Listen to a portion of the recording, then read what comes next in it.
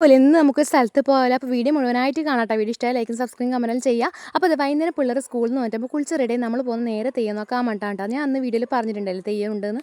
6:15 നമ്മൾ അവിടെ എത്തിയിട്ട് അതുകൊണ്ട് തന്നെ മുമ്പിൽ തന്നെ നമുക്ക് ഇരിക്കാൻ പറ്റില്ല. ആ സമയത്ത് വലിയ തിരക്കൊന്നുമില്ല. എല്ലാവരും സീറ്റ് പിടിക്കാണ്ട് നേരത്തെ വന്ന് ഇരിക്കുന്നുണ്ട് കേട്ടോ. എൻ്റെ ചുറ്റും തോടാണ്. തോടിൻ്റെ അക്കരെ ഇഷ്ടം പോലെ കസരെല്ലാം വെച്ചിട്ടുണ്ട്. തെയ്യം തുടങ്ങുന്നതിന് മുന്നേ ആയിട്ട് തന്നെ പോപ്കോണും പിന്നെ എന്തെല്ലോ സ്നാക്സ് ഉണ്ടായി അതെല്ലാം മേടിച്ച് തിന്നിട്ടുണ്ടായിരുന്നു പിള്ളേരെല്ലാം കൂടിയിട്ട്. അമ്മ വരുമ്പോഴത്തേക്ക് 2 തെയ്യം കഴിഞ്ഞിട്ടുണ്ടായിട്ട് അതിന് ഒരു തെയ്യാന്നല്ലേ കേട്ടോ കേളൻ കണ്ടനാർ കേളൻ എന്ന് പറയും കേട്ടോ. ആ തെയ്യം കാണാൻ ഇത്രയും ആൾക്കാർ കാത്തുക്കുന്നത് നോക്കിയേ. ഈ ചൂടത്ത് ഇത്രയും ആൾക്കാർ ഇവിടെ വന്ന് ഇരിക്കണമെങ്കിൽ നിങ്ങൾ ഒന്ന് ആലോചിച്ച് നോക്കറോ. അവിടെ വന്നപാടെ ഈ തിരക്കൊന്നും ഉണ്ടായിട്ടാ. അവിടുന്ന് കുറച്ച് കഴിയുമ്പോഴത്തേക്ക് ഇതാ സൂചി കുത്താൻ പോലും സ്ഥലമില്ലാത്ത പോലെയാണ് ആൾക്കാർ വന്നിരിക്കുന്നത് കേട്ടോ. ചുറ്റും ആൾക്കാരാണ്. ഇതാ അപ്പോഴത്തേക്ക് ഇതാ നമ്മൾ തെയ്യം എത്തിയിട്ടുണ്ടായിട്ട് അതാ കണ്ടനാർ കേളൻ തെയ്യമാണ്.